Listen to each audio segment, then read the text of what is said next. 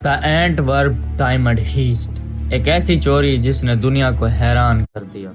सोचो, अगर मैं तुमसे कहूं कि दुनिया की सबसे महंगी जगह बिना गन, बिना वायलेंस और बिना किसी अलार्म के बजे लूट ली गई थी, तो क्या आप यकीन करोगे? सोचो, सिक्योरिटी एक्सपर्ट जहां कहते थे ये जगह लूटना नामुमकिन है, और फिर एक आम सा आदमी आता है और हिस्ट्री चेंज कर देता है। आज की डॉक्यूमेंट्री किसी फिल्म की कहानी नहीं, ये रियल लाइफ रॉबरी है, जिसे आज भी परफेक्ट क्राइम कहा जाता है। बेल्जियम का शहर एंटवर्प सिर्फ एक शहर नहीं, ये दुनिया का डायमंड कैपिटल माना जाता है। हर साल हजारों करोड़ों डॉलर्स के डायमंड इसी शहर से गुजरते हैं। दुनिया के 80% रफ डायमंड्स यहीं ट्रेड होते हैं।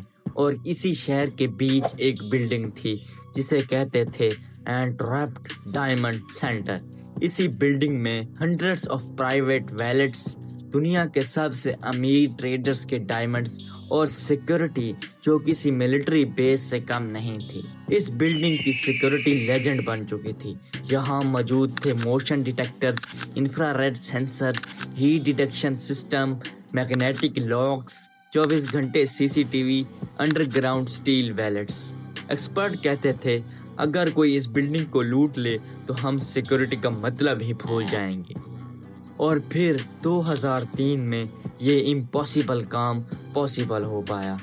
लियोनार्डो नोटारबार्टोलो इस कहानी का मास्टरमाइंड था, एक इटालियन डायमंड डीलर जो बाहर से बिल्कुल नॉर्मल लगता था।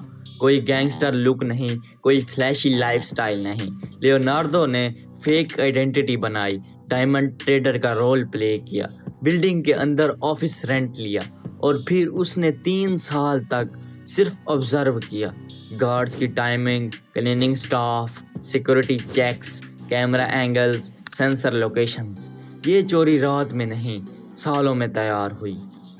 लियोनार्डो जानता था कि गन्स का यूज़ सिर्फ प्रॉब्लम पैदा करता है, इसलिए उसने दिमाग का यूज़ किया।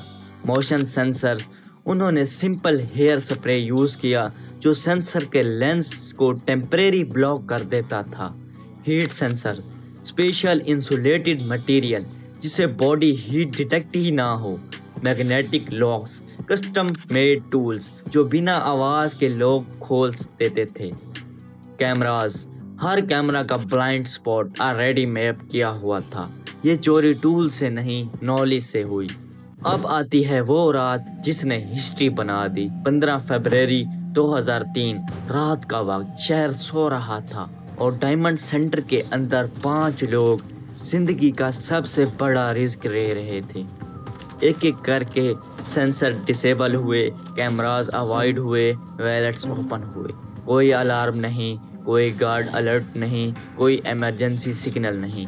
उन्होंने 130 वैलेट्स खोले, सिर्फ वैल्यूएबल चीज़ें उठाई, कोई गलती नहीं की।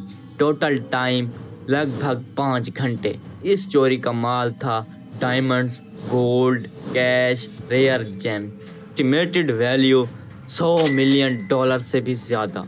ये यूरोप की सबसे बड़ी चोरी मानी जाती है और दुनिया की सबसे साइलेंट रॉबरी। आज तक सिर्फ थोड़ा सा माल मिला, बाकी सब गायब, जैसे हवा में घुल गया हो। एक छोटी सी गलती, परफेक्ट प्लान लेकिन परफेक्ट इंसान नहीं होता।